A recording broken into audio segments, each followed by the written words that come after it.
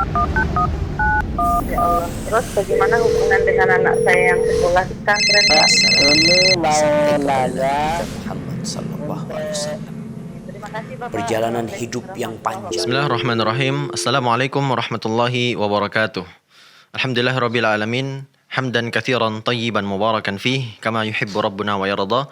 Asyhadu an la ilaha illallah wahdahu la syarikalah wa asyhadu anna Muhammadan abduhu wa rasuluhu amma ba'd.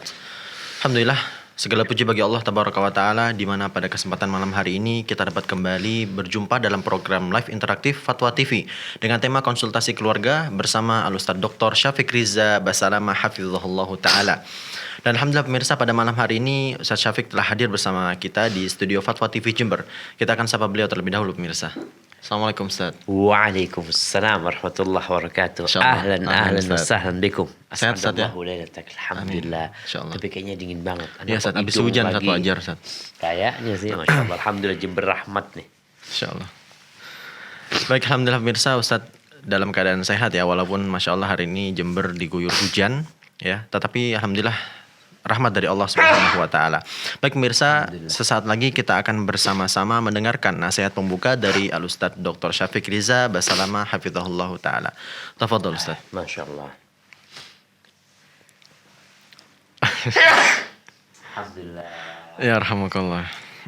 Allah sebalakum. Anak benar-benar masuk itu dingin banget. Masya Allah. Insyaallah. Tapi jamaah rahimakumullah. Alhamdulillah. Ya rahmakallah. Nah, jadi mulai kajian deh. Ya, dikumullah sebalakum. Nice. Alhamdulillah.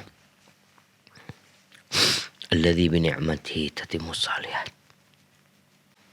Wassalatu wassalamu ala khairil bariyah sayyidina wa maulana Muhammadin wa ala alihi wa ashabihi ajma'in, amma ba'd.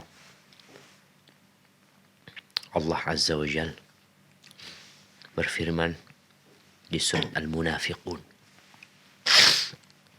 Ada surat di dalam Al-Quranul Karim yang namanya surat Al-Munafiqun.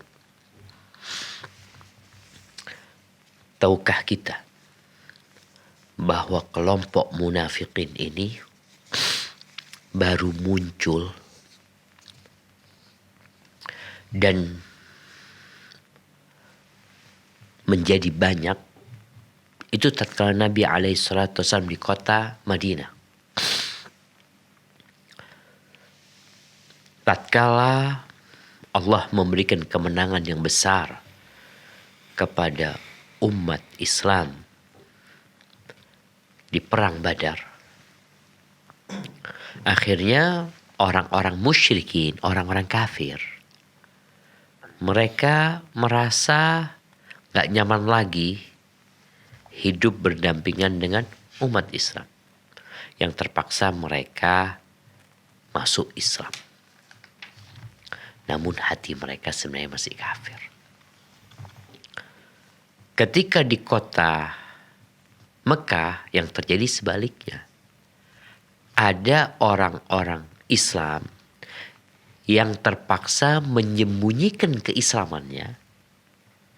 Menampakkan kalau dia itu kafir. Jadi orang-orang musyrikin, orang-orang kafir ini hendak mencari manfaat dari umat Islam.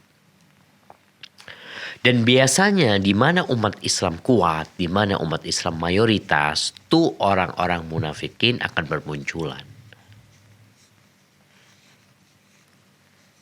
Untuk mengambil manfaat dari umat Islam. Dan itu terjadi di masa Nabi SAW. Makanya di antara 30 surat yang diturunkan di kota Madinah, di 17 suratnya itu Allah berbincang tentang orang-orang munafikin. Karena mereka adalah musuh dalam selimut yang sangat berbahaya buat umat Islam. Salah satu ciri mereka, Allah mengatakan, wa idza ra'aitahum tu'jibuka ajsamuhum. Kalau engkau melihat mereka, engkau akan takjub dengan penampilan mereka, dengan tubuh mereka. Wa yaqulu tasma' liqaulihim. Kalau mereka berbicara, engkau akan dengarkan. Pandai berbicara. Yahsabuna kulla sayhatin alaihim. Kata Allah, wa idza ra'aitahum tu'jibuka ajsam wa yaqulu tasma' liqaulihim ka'annahum khushubun musannada yahsabuna kulla sayhatin alaihim. Jadi orang-orang munafikin ini, dia itu seperti pohon, seperti kayu ya, yang disandarkan. Kayu itu kokoh. Tapi dia itu disandarkan ke tembok, dia gak punya akar. Apanya yang kokoh? Penampilannya doang. Didorong jatuh dia. Setiap ada omongan, setiap ada ucapan, dia itu takut. Seakan-akan, oh itu mengkritisi kami ya. Itu kami yang dimaksudnya. Karena mereka hidup tidak dalam ketenangan. Maka hendaklah kita mengkoreksi diri kita. Apakah kita termasuk orang-orang yang benar-benar Islam? Atau kita pura-pura Islam? Hanya mau mengambil manfaat dari umat Islam. Seorang tabi'in, Abdullah ibn Abi Mulaika, dia mengatakan, adraktu 30 min ashabin Nabi SAW. Aku menjumpai 30 sahabat Nabi. Sahabat-sahabat yang besar. Kulluhum yakhafu ala nafsihin nifaq. Semuanya takut dia termasuk orang munafik. Sedangkan kita hidup di masa semuanya merasa paling beriman sekarang. Semoga Allah memberikan kekuatan kepada kita untuk melaksanakan perintahnya, menjauhi larangannya, dan mati husnul khatimah. Barakallahu fikum. Nah. Jazakumullah khairan Ustaz. Terima kasih atas nasihat pembuka di malam hari ini Ustaz. Jazakumullah khairan. Baiklah pemirsa, kami informasikan bahwasanya live interaktif hari ini dapat Anda dengarkan melalui relay radio yang tergabung dalam Asosiasi Radio dan Televisi Islam Indonesia atau RTVC. Di antaranya adalah Radio Binbas Yogyakarta, kemudian Radio Sahabat Tegal, Radio MDFM Probolinggo, Radio Hang FM Batam, Radio Amuba Pangkal Pinang, Radio Sago FM Sumatera Barat, Radio Gema FM Bontang, Radio Al-Hikmah Banyuwangi, Radio Tuah FM Riau, Radio Madinah Caruban, dan Radio Mas FM Solo. Kemudian pemirsa, bagi Anda yang ingin bertanya secara langsung kepada Ustadz, silakan menghubungi kami di layanan telepon di 0331 544 6087, 0331 544 6087. Baik Ustadz, pertanyaan pertama datang dari Saudara Bambang Rianto di Klaten Ustadz. Tapi ada telepon sudah bergabung Ustadz. Masya Allah. Insya Allah. Assalamualaikum Fatwa TV. Waalaikumsalam warahmatullahi wabarakatuh. Ya, silakan dengan Ibu siapa di mana? Dengan Ibu Ratna di Jakarta Selatan. Silakan Ibu. Ya, Assalamualaikum Ustaz.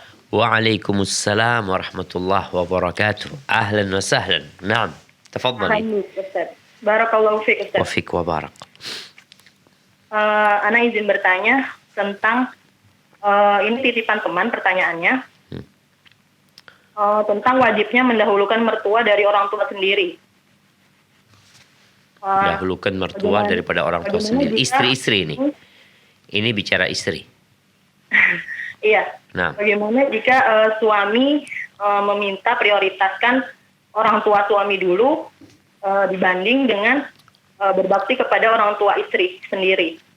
Sementara istri kan harus menurut kepada suami. Itu bagaimana menyikapinya Ustadz ya? Jazakumullahu khairan. Baik, afwan, sebelum ditutup. Ya. Orang tua istri gimana sebenarnya?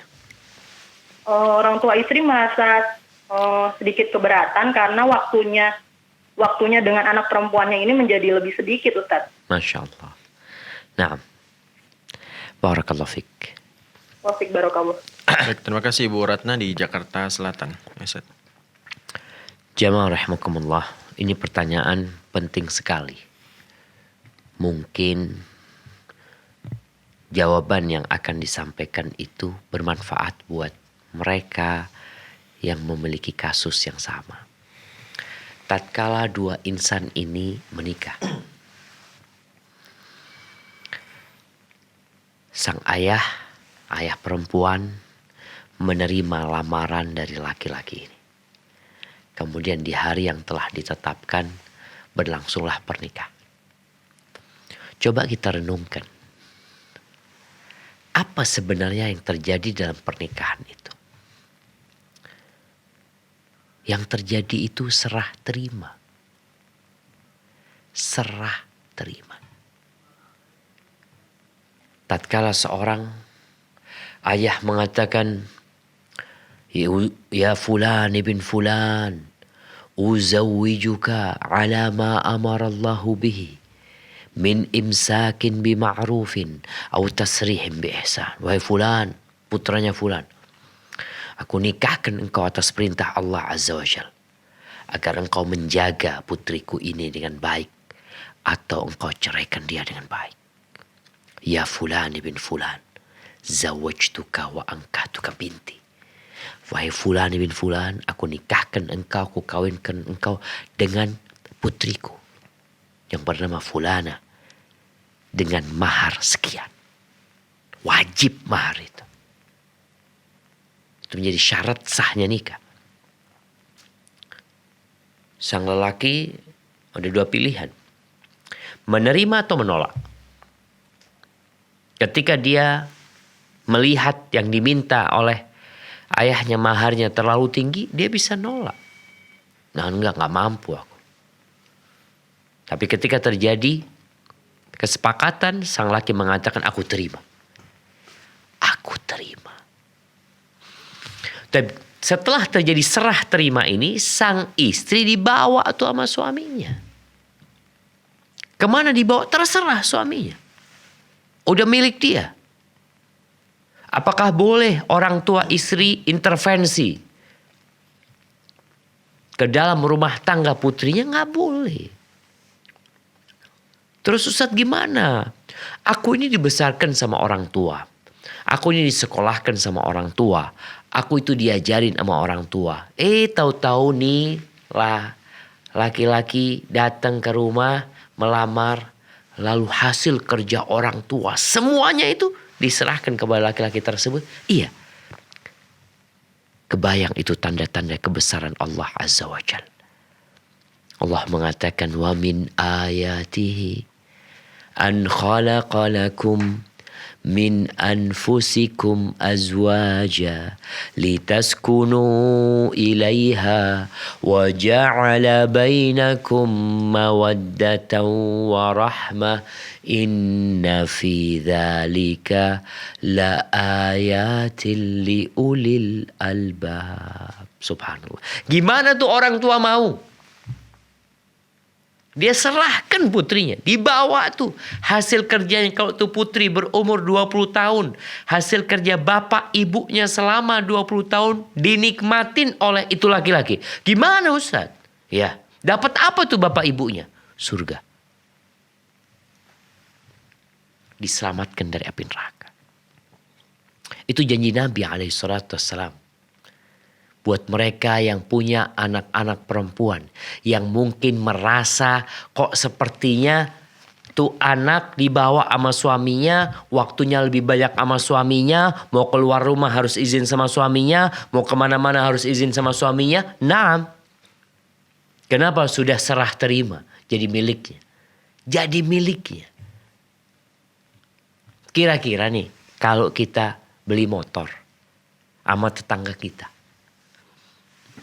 Udah akad, udah kita bayar, serah terima kita bawa tuh motor ke rumah. Boleh tetangga itu pakai motor itu lagi? Enggak. Loh, terus gimana Ustaz? Izin. Karena sudah menjadi miliknya tetangga. Kalau mau pakai, boleh aku pakai motornya. Tafadhol. Kira-kira seperti itu seorang anak perempuan yang sudah dinikahkan tuh jadi milik suaminya. Orang tuanya gimana? Ketika dia ikhlas lillahi ta'ala, bersabar selama ini, dapat surga Allah, diselamatkan dari api neraka. Kalau nggak mau seperti itu, jangan nikahkan putrimu. Kesian nih anak perempuan. Kita udah tahu di mana-mana itu yang namanya pemimpin satu. Ketika anak perempuan ini ada dualisme kepemimpinan. Bapaknya memimpin, ibunya memimpin, tambah suaminya menjadi pemimpin. Pertanyaannya, kalau ada yang menyuruh, siapa yang harus dia taatin? Sang suami mengatakan, istriku jangan keluar rumah. Sang bapak mengatakan, nak, kesini, bapak ada perlu sama kamu. Ibu mengatakan, nak kamu ke sini, ibu ada perlu sama kamu. Siapa yang harus ditaatin? Suaminya, iya. Gimana kalau bapak marah, ibu marah, menganggap anaknya durhaka? Enggak, itu anggapan yang salah. Kenapa salah? Loh, bapak yang nyerahkan anak sama dia. Bapak yang ngawinkan anak. Sehingga mau tidak mau Nabi SAW ketika berkata kepada seorang perempuan, "Unduri aina anti lahu fa innama huwa jannatuki aw naruki." Kau lihat bagaimana sikapmu kepada suamimu. Suamimu itu surgamu atau nerakamu. Bahkan Nabi SAW mengatakan, "Lau kuntu amiran ahadan an yasjuda li ahadin la amartul mar'a an tasjuda li zawjiha."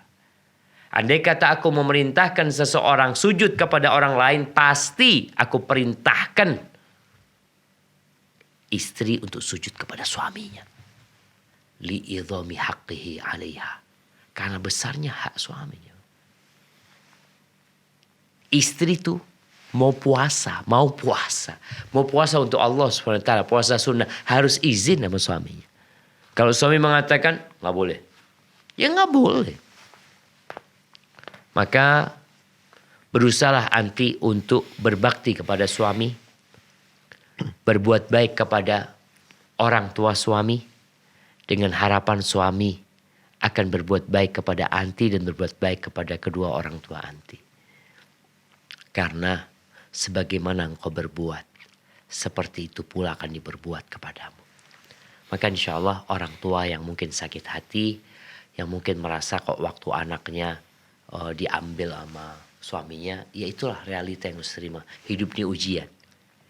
Maka kita harus lulus melewati ujian ini. Hada wallahu a'lam bishawab. Jazakumullah khairan Ustaz, dan terima kasih kepada Ibu Ratna yang sudah bertanya. Selanjutnya pemirsa, sudah ada lagi penelpon yang bergabung. Kita akan sapa. Assalamualaikum Fatwa TV. Ya, waalaikumsalam. Ya, dengan Ibu siapa di mana? Ya, saya ibu satu orang anak dari Surabaya, Bapak. Baik, silakan Ibu. Begini, Assalamualaikum warahmatullahi wabarakatuh, Ustaz. Waalaikumsalam warahmatullahi wabarakatuh. Ahlan wa sahlan. Barakallahu fiik. Silakan Ibu.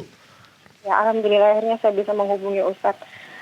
Begini, saya punya suami yang sangat susah disuruh sholat, kemudian sukanya keluar malam, suka main game, suka keluar malam itu tanpa tujuan yang jelas ya Ustaz ya. Subhanallah. Kemudian suka menonton video porno. Nah, sudah sekitar 9 bulan ini beliau tidak kerja karena memang akibat terdampak dengan pandemi.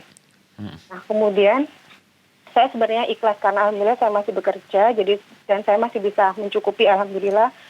Dan saya nggak pernah menuntut apapun kepada suami saya. Dan saya bahkan terus menyemangati suami saya untuk terus berdoa, berusaha. Nah, suatu saat suami saya itu mungkin karena dia sudah stres atau bagaimana, akhirnya dia berkata, salah saya ini apa sampai Allah nggak adil kepada saya. Gitu. Nah, kemudian akhirnya saya, mungkin karena saya agak emosi ya Ustadz, jadi saya agak meninggikan suara saya, dan saya mengatakan kepada suami saya kalau nggak boleh bilang seperti itu, karena nggak ada manusia yang nggak ada dosanya. Saya pun berdosa banyak, Mas juga berdosa banyak seperti itu. Nah, kemudian karena itu malam itu memang pertengkarannya agak-agak hebat ya Ustadz ya. Sampai kemudian paginya, tapi saya sudah minta maaf pada suami saya. Mohon maaf Ustadz agak panjang Tafadhali. Paginya saya sudah minta maaf sama suami saya, dan suami saya sudah memaafkan. Kemudian dia pamit, katanya ada pekerjaan freelance begitu. Nah, dia berangkat, saya sudah cium tangan seperti biasa. Kemudian kok sampai sore ternyata nggak balik, sampai malam nggak balik. Ternyata dia pergi Ustadz.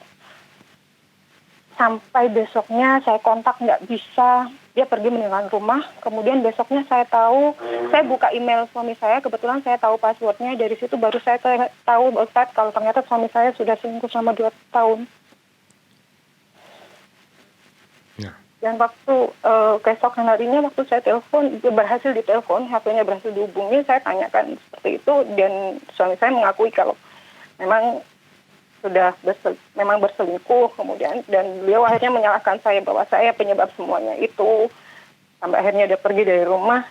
Ternyata dia pergi dengan selingkuhannya itu, Ustadz, di rumah orang tua selingkuhannya.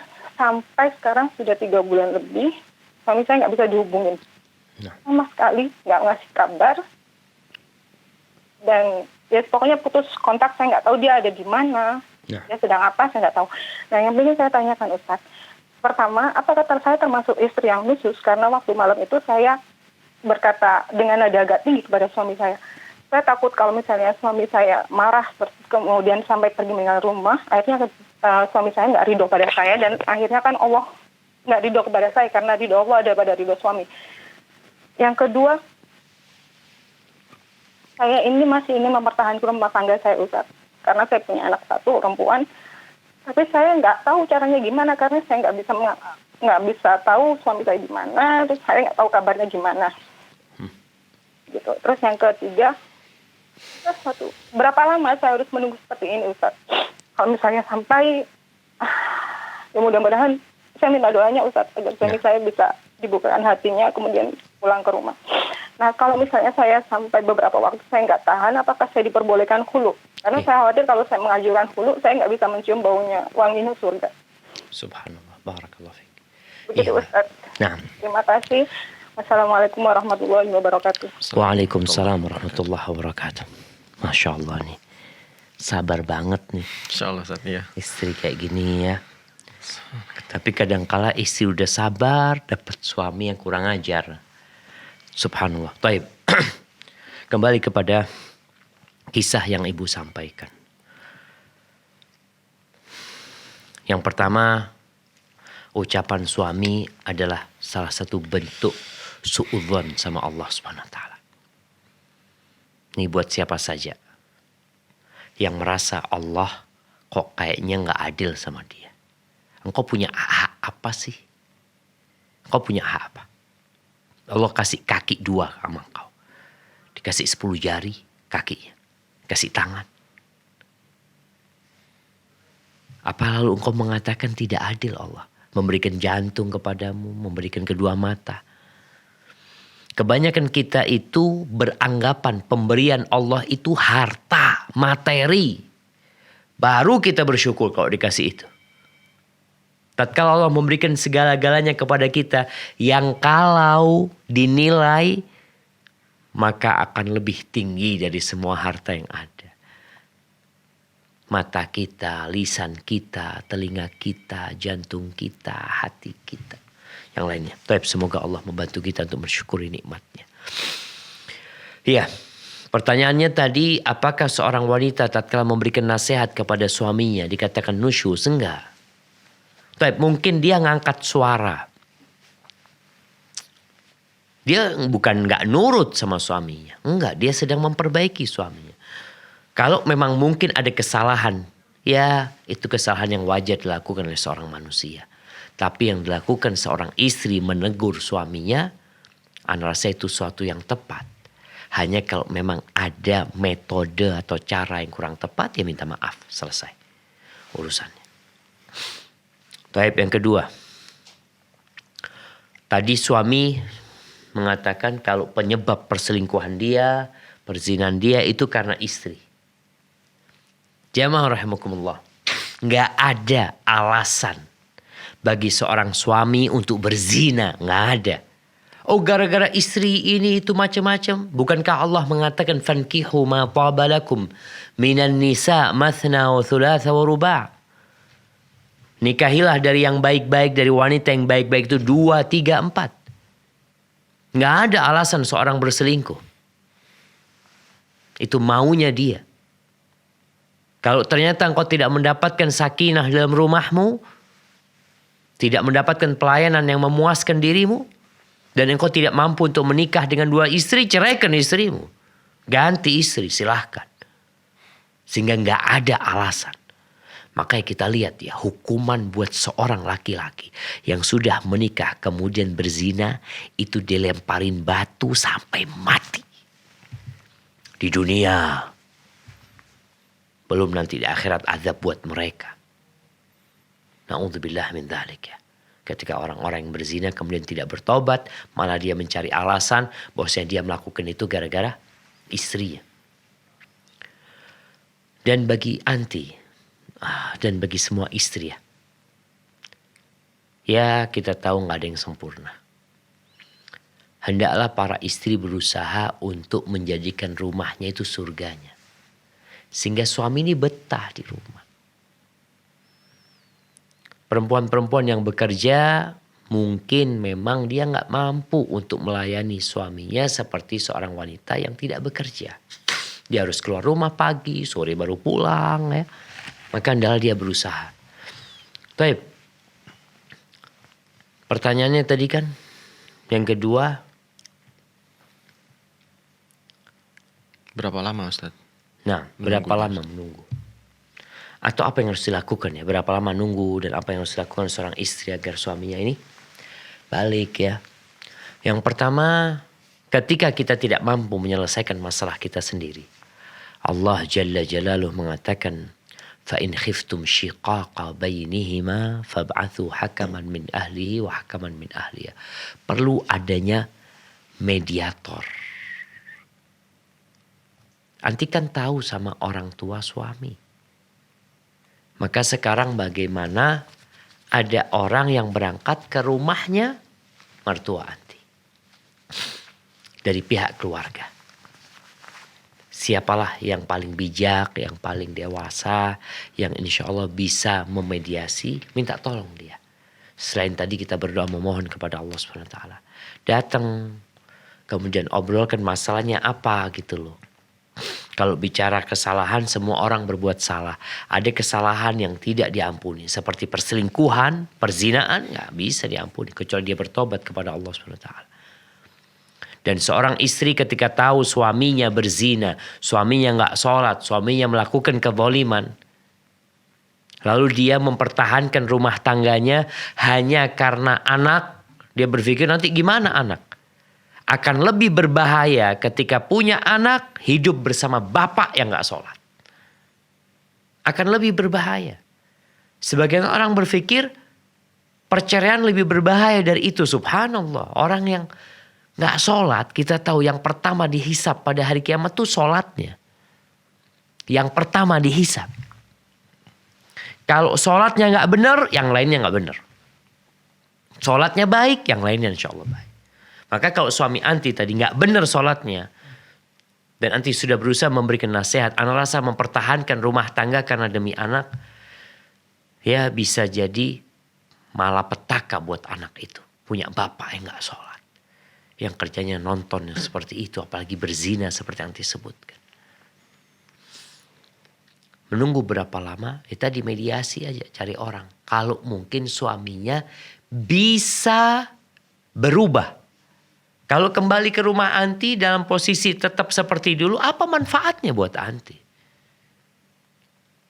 Keridhaan Allah.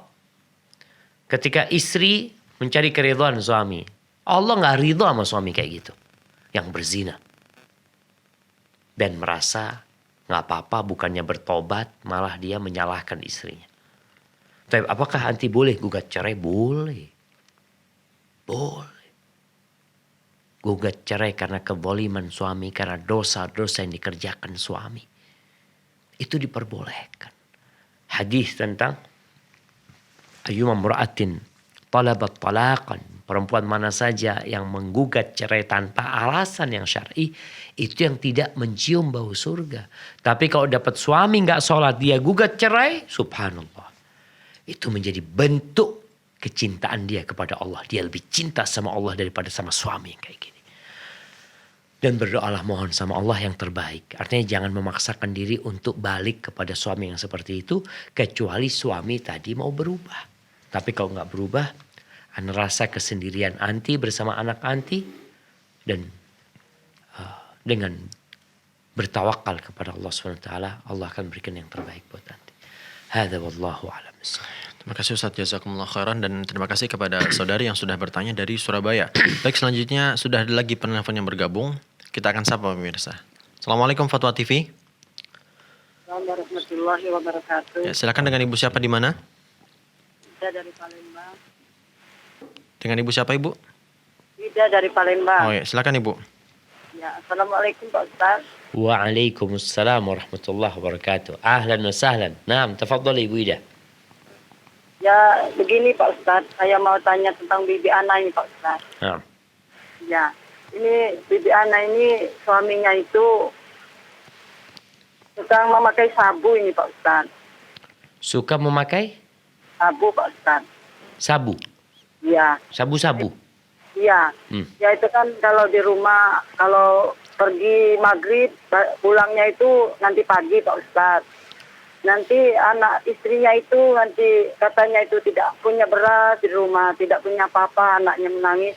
Itu bagaimana ya Pak Ustadz dia itu istrinya Pak Ustadz? Apa saya ini harus menasehati bibi saya itu ya Pak Ustadz?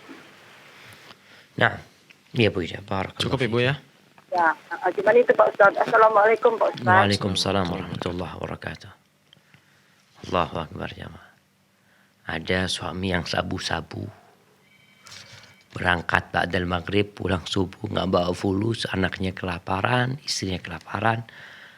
Maka buat para wanita hati-hati memilih suami.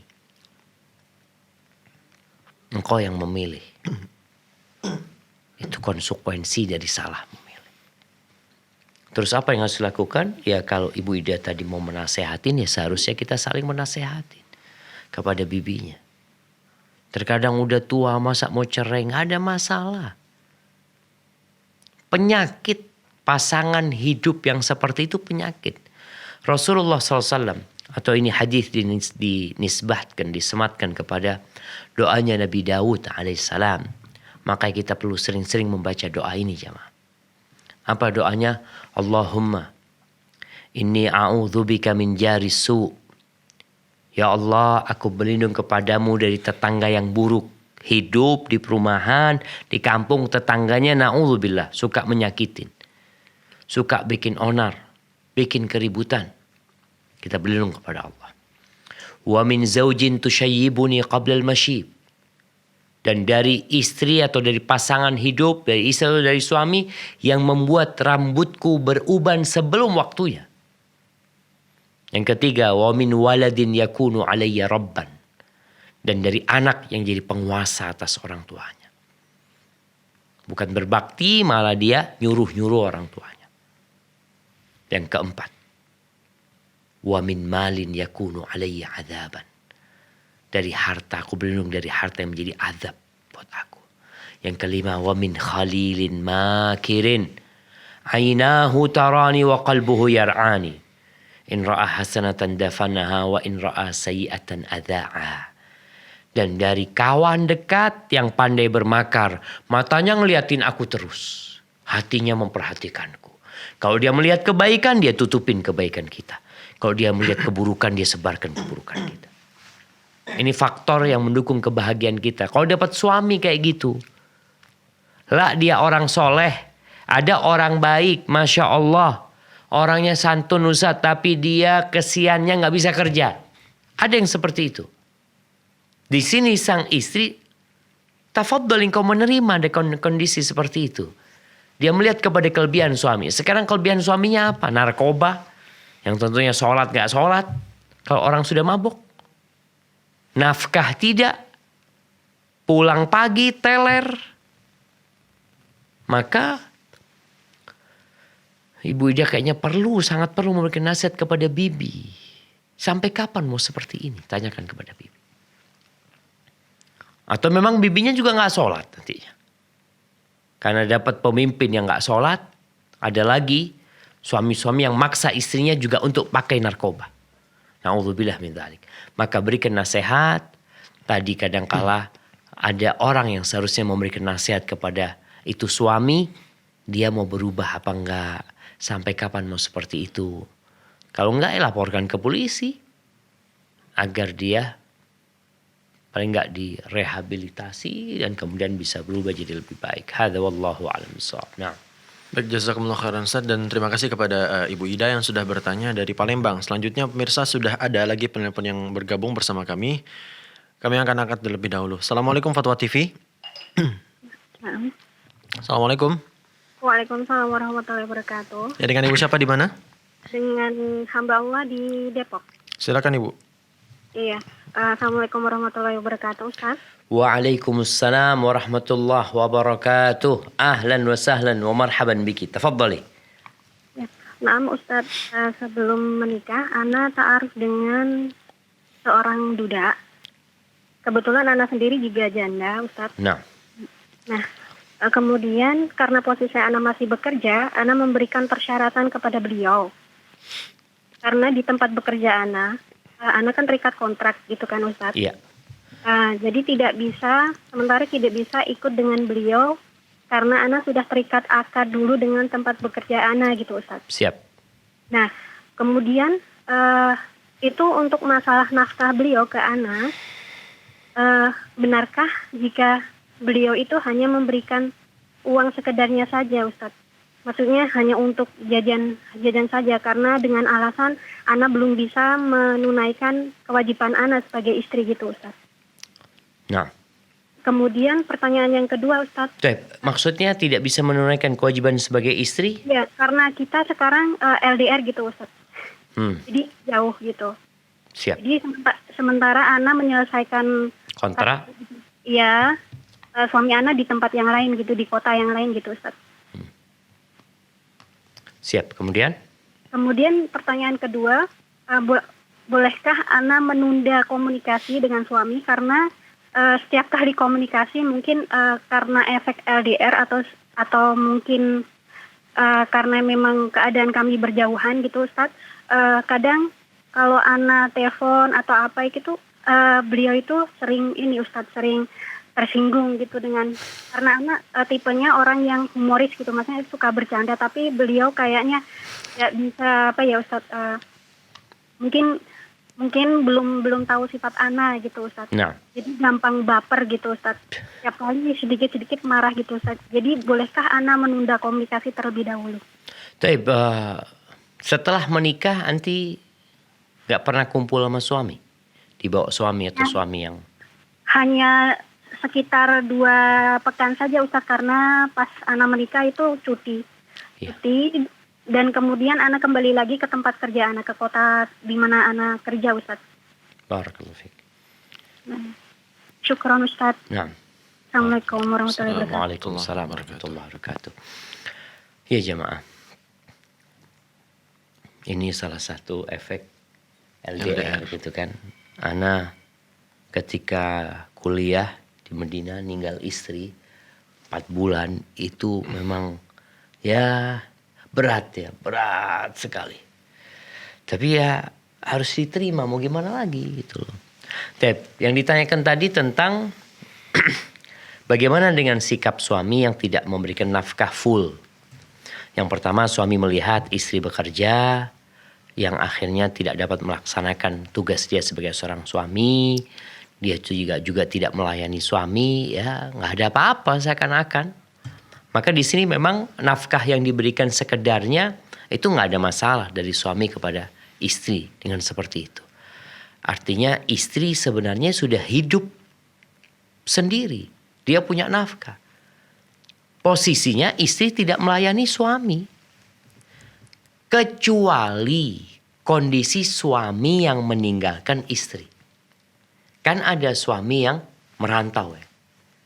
Yang akhirnya suami juga gak dapat pelayanan dari istri. Hanya saja ketika itu suaminya yang melakukan. Kalau sekarang kan istrinya. Apa yang dilakukan istri sebenarnya gak ada masalah. Karena dia sudah mengajukan persyaratan itu kepada suami sebelum menikah. Dan bagi para laki-laki ingat, persyaratan yang paling wajib untuk dipenuhin adalah persyaratan pernikahan. Jadi penuhin persyaratan itu kalau memang engkau sudah menerima. Kalau ternyata engkau tidak mampu menerima itu, maka ya perceraian menjadi solusi ketika sang suami merasa istrinya gak taat padahal engkau sudah menerima persyaratan tadi. Baik, pertanyaan yang kedua berkaitan dengan menunda komunikasi. Seperti ini, kalau tadi anti tahu suami baperan, seharusnya istri itu memahami Bukan istri minta suami memahami tentang dia. Ada orang-orang yang ngambekan gitu ya. Seperti itu. Kita kadang-kala punya kawan dulu ya. Nggak bisa diajak gurau. Diajak gurau marah gitu ya. Akhirnya kita nggak perlu nyalahkan dia.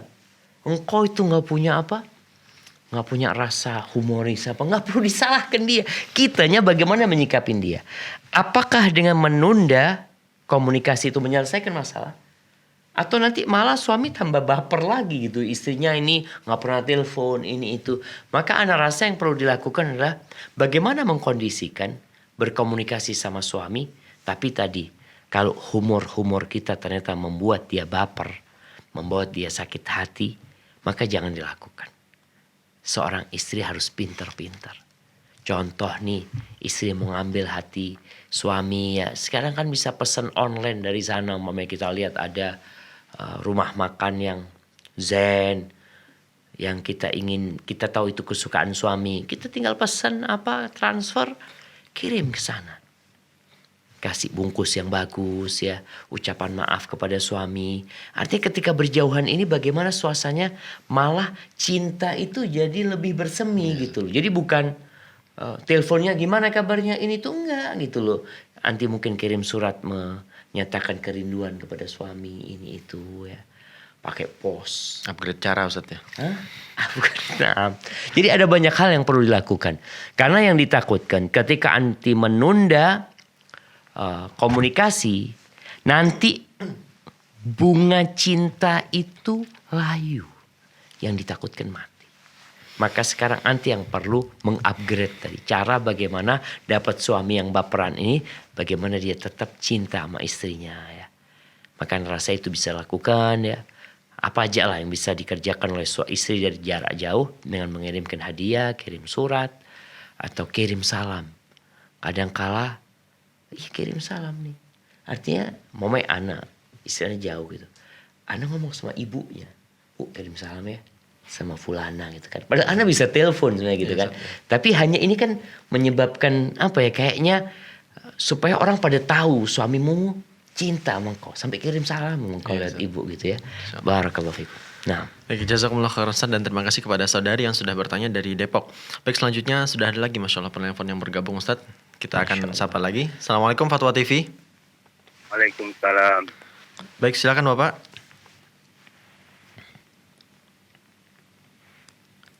Silakan Bapak. Assalamualaikum Pak Ustaz. Waalaikumsalam warahmatullahi wabarakatuh. Ahlan wa sahlan. Tafadhal Pak Ihsan. Saya dari Pak Ihsan dari Sumatera Utara mau nanya Ustaz. Assalamualaikum. Waalaikumsalam warahmatullahi wabarakatuh. Tafadhal Pak Ihsan. Begini Pak Ustaz. Apa hukumnya seorang suami bergaul sama istrinya tetapi suaminya nggak pernah sholat? Suaminya nggak sholat. Subhanallah. Itu aja Pak Ihsan? Itu aja Pak. Barakallahu fiik. Terima kasih Ustaz ya. Assalamualaikum. Waalaikumsalam warahmatullahi wabarakatuh. Ahibati fillah. Kita dari tadi ketemu pertanyaan yang nggak sholat terus. Betul Ustaz. Karena jadi bingung nih jamaah. Makanya kalau mau menikah gini. Sebelum Anda jawab pertanyaan itu. Ketika milih seorang suami atau milih seorang istri, ada batas minimal. Apa batas minimal dia secara agama melaksanakan kewajiban, meninggalkan larangan. Itu batas minimal. Dia sholat 5 waktu, Ustaz, dia gak sholat duha, dia gak sholat qobliyah, dia gak sholat malam, gak apa-apa. Selama dia sholat 5 waktu, itu sudah masuk minimal. Dia gak puasa Senin, Kemis, gak puasa tengah bulan, gak puasa Syawal, wala syebas puasa Ramadan, gak apa-apa. Ini menjadi minimal. Kenapa? Orang yang gak sholat itu diragukan keislamannya.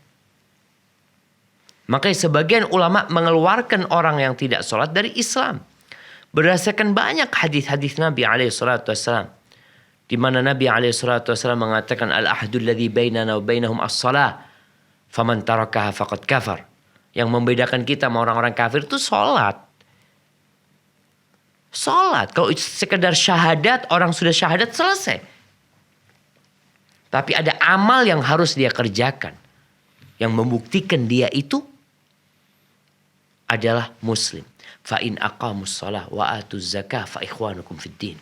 Mereka saudara-saudara kalian. Kalau enggak, gimana menjadi saudara kita? Sehingga mereka yang berpendapat orang yang meninggalkan sholat itu kafir.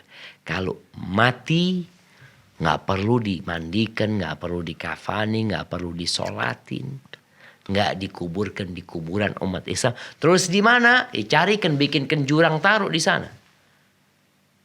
Makanya kita ini kadang-kala bingung. Orang selama hidupnya nggak sholat, lalu mati kita sholatin. Gimana? Dia hidup nggak sholat. Terus mati kita sholatin. Kita bawa ke masjid.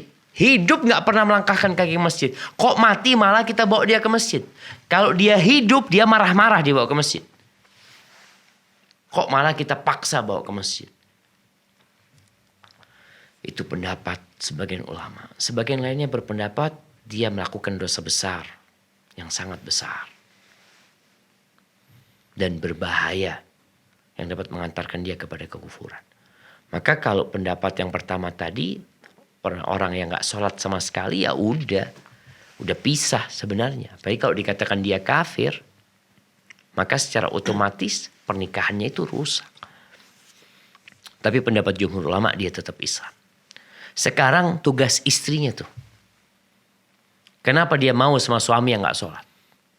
Apa yang telah dia lakukan? Kadang-kala perempuan mengatakan, Ustadz saya butuh sama suami, saya ibu rumah tangga, saya gak bekerja, kalau saya gugat cerai nanti gimana hidup saya? Yang menanggung hidupmu itu siapa? Suamimu? Bukan. Suami hanya sebab, yang ngasih rezeki Allah Azza wa Jal. Apa kata Allah SWT? Amman hadha alladhi huwa jundul lakum yansurukum min dunir rahman. Inal kafiruna illa fi ghurur. Amman hadha alladhi yarzuqukum in amsaka rizqah. Bal lajju fi utuwi wa kufur. Siapa yang bisa ngasih rizki kepada kalian kalau Allah menahan rizkinya? Allah yang kasih rizki. Wa fis samai rizqukum wa ma tu'adun. Di langit tuh rizki kalian. Di langit. Maka bagi istri yang mendapati suami gak sholat sama sekali ya.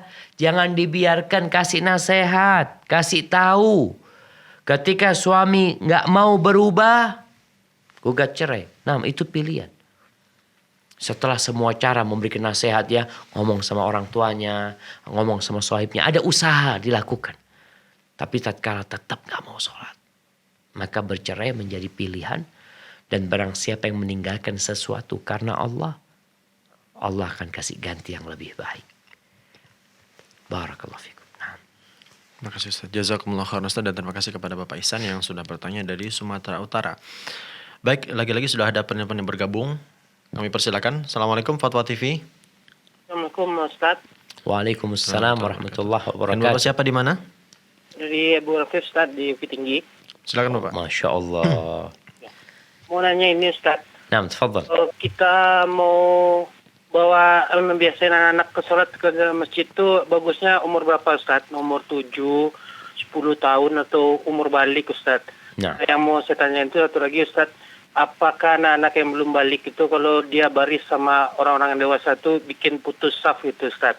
Kalau misalnya iya, solusinya gimana bagusnya Ustaz? Nah, misalnya kalau anak-anak disuruh di belakang dia ribut gitu Ustaz. Anak Sahih. hutan juga gitu Ustaz. Nah kalau dibawa kalau di rumah terus kan ya dia nggak biasa juga ke masjid jadinya Ustaz. Nah itu aja Ustaz. Nah, barakallahu fikum Rafif. Ya, ini bicara bawa anak ke masjid mulai umur berapa. Anak itu macam-macam. Sehingga kalau bicara batasan umur, nggak bisa. Rasul sallallahu alaihi wasallam membawa Umamah binti Abil As, putrinya Zainab, cucunya Nabi SAW itu dibawa sholat ke masjid. Beliau jadi imam. Jadi imam. Bayangkan. Ditaruh di pundaknya sholat. Sallallahu alaihi wasallam. Beliau ingin memberikan pembelajaran kepada umatnya. Coba kalau sekarang imam masjid kampung kita, imam masjid jami, sholat bawa anaknya turun di pundaknya. Kira-kira omongan orang satu kampung. Apa yang mereka katakan? Nih bininya kemana, ini itu macam-macam. Enggak apa-apa. Itu salah satu bentuk mendidik anak kita. Tapi bicara sholat, kita tahu Nabi SAW menyuruh orang tua, menyuruh anaknya sholat, memerintahkan kepada orang tua agar menyuruh anaknya sholat ketika umur 7 tahun. Itu batas maksimal antum harus suruh. Di bawah itu kalau mau nyuruh nggak apa-apa sebenarnya. Tapi anak-anak namanya anak kecil ya diajak ini itu. Kemudian anak ini ada yang aktif di masjid. Ada yang bisa di sampingnya orang tua. Ada anak-anak yang Masya Allah ya. Keliling masjid. Sana ke sini. Sampai anak pernah kejadian. Waktu itu umur anak-anak berapa ya? 3 apa 4 tahun. 3 tahun lebih lah. Anak berangkat ke Rambi, sholat di masjid jami. Anak-anak gak anak bawa. Anak titipkan ke rumahnya bibinya. Anak sholat, Allahu Akbar, sholat maghrib ya. Tahu-tahu dia ada di sebelahan. Anak, ya Allah. Sama siapa dia ke masjid? Karena anak tahu sama anak-anak. Yeah. Orang tua tahu anaknya. Anak-anak ini, yang anak takutkan dia berangkat ke tempat pengimaman, ke mimbar, pakai mic. Dan itu terjadi, bayangkan. Anak sholat, dia kan mengganggu jamaah yang lain gitu loh. Seperti itu. Jadi ketika anak itu gak mengganggu, tafadhol dibawa ke masjid. Kalau ganggu, jangan, kesian jamaah yang lainnya. Kadang kala nanti kacamatanya orang dikumpulin, ya apa, diinjuk-injuk. Jangan, artinya Abu Rafif mungkin lebih tahu dengan kondisi anaknya. Dan para perempuan, para istri juga harus tahu. Kadang-kala marah sama suaminya. Bang kok gak dibawa anaknya? Supaya belajar sholat dia ini itu. Sang ibu gak tahu nih. Satu masjid ribut kalau dia datang. Jadi itu yang perlu diperhatikan oleh para orang tua. Dan di Arab itu, bukan di Arab ya, di Medina. Itu ada tali kekang. Jadi anak itu kayak rompi, ada talinya. Jadi supaya ketika bapaknya sholat dia gak kemana-mana gitu loh.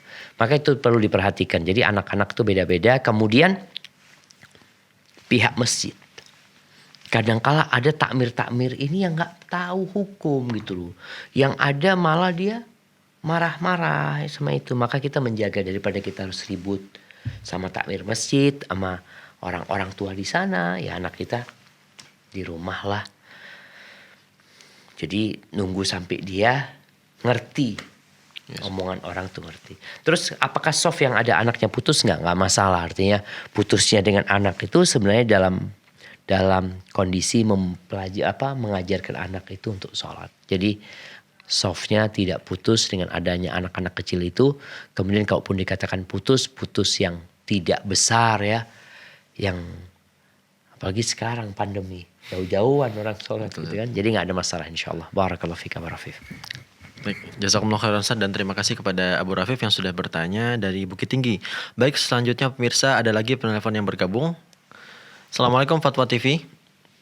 Waalaikumsalam warahmatullahi wabarakatuh. Silakan, dengan Ibu siapa di mana? Ibu Dewi di Tangerang. Silakan Ibu. Waalaikumsalam.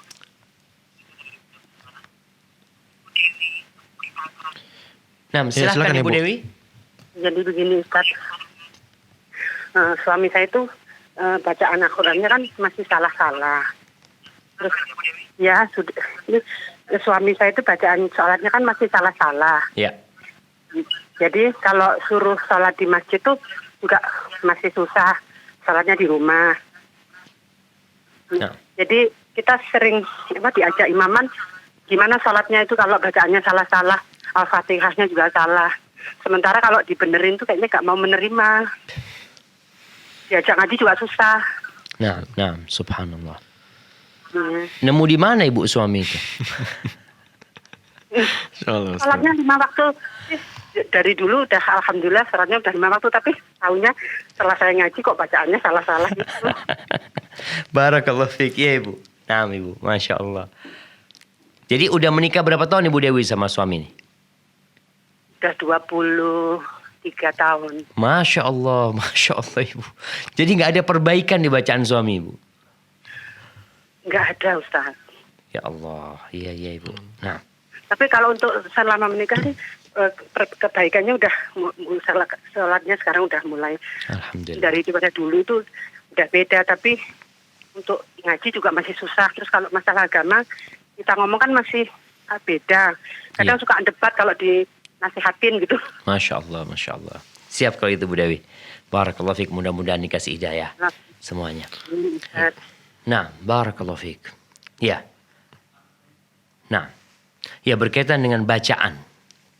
Ketika bacaannya salah, memang benar-benar salah bacaannya, dia nggak boleh jadi imam.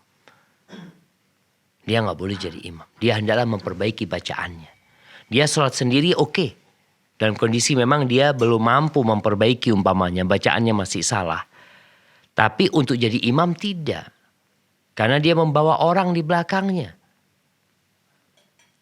Maka kalau maksa gimana? Suami maksa umpamanya untuk jadi imam. Maka sang ibu niat tidak bermakmum kepada suami. Tetap dia sholat sendiri. Jadi sekarang perlu adanya orang yang ngasih tahu suami. Kalau dikasih tahu istri tadi biasanya suami ini merasa ya namanya suami pemimpin ya. Ana lebih ngerti gitu kan. Dan orang itu nggak merasa bacaannya salah karena dia tidak pernah setoran bacaan gitu loh. Maka nasihat ana kepada Ibu Dewi, bagaimana sekarang panggil guru ngaji umpamanya ya. Atau ngomong sama suami, nih loh abang atau mas ya, nih ada bacaan Al-Fatihah, abang dengerin lah. Kan sekarang ini nggak ada alasan tuh nggak belajar Quran. Nggak ada alasan, tinggal dengerin. Orang 1 jam 2 jam nonton TV. Dengerin macam-macam. Masa dengerin Al-Fatihah 2, 3, 4, 5 kali, 10 kali nggak bisa? Bisa, cuma nggak mau. Maka nasihat anak kepada ibu, bagaimana sekarang suami mau dengerin. Kalau dia malu mungkin ya, setoran. Oke lah mas, dengarkan ini. Bacaannya mas kayak gini lah, paling tidak. Nanti setelah mas umpamanya dengerin, mas baca, mas rekam. Setelah direkam, coba dengerin. Udah bener belum bacaan mas ini? Kadang-kadang orang merasa bacaannya bener, tapi yang di belakang nggak dengernya atau dengernya salah gitu loh. Maka itu yang perlu diperhatikan oleh para istri ya. Jadi yang jelas mereka yang bacaannya belum benar, hendaklah tidak menjadi imam ya.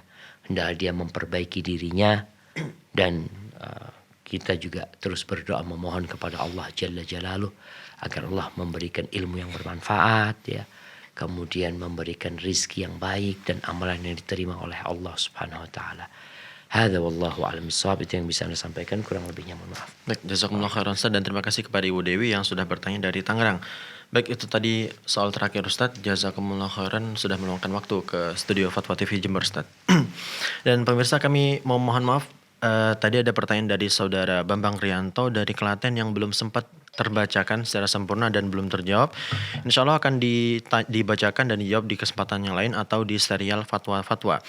Dan pemirsa, itulah tadi live interaktif konsultasi keluarga bersama Ustaz Dr. Syafiq Rizza Basalamah hafizahullah ta'ala. Saksikan terus live interaktif mulai dari hari Senin sampai dengan Jumat di waktu yang sudah ditentukan. Kemudian informasi seputar Dewan Fatwa, seputar Dewan Fatwa Perhimpunan Al-Irsyad dapat Anda akses di website www.dewanfatwa.com. Dan pemirsa, kami mohon pamit undur diri. Mohon maaf apabila ada kesalahan. Subhanakallahumma bihamdika asyhadu an la ilaha illa anta astaghfiruka wa atubu ilaik. Assalamualaikum warahmatullahi wabarakatuh. Ya Allah. Terus bagaimana hubungan dengan anak saya yang sekolah di pesantren? Ini mau nanya Muhammad sallallahu alaihi wasallam. Terima kasih Bapak. Perjalanan hidup yang panjang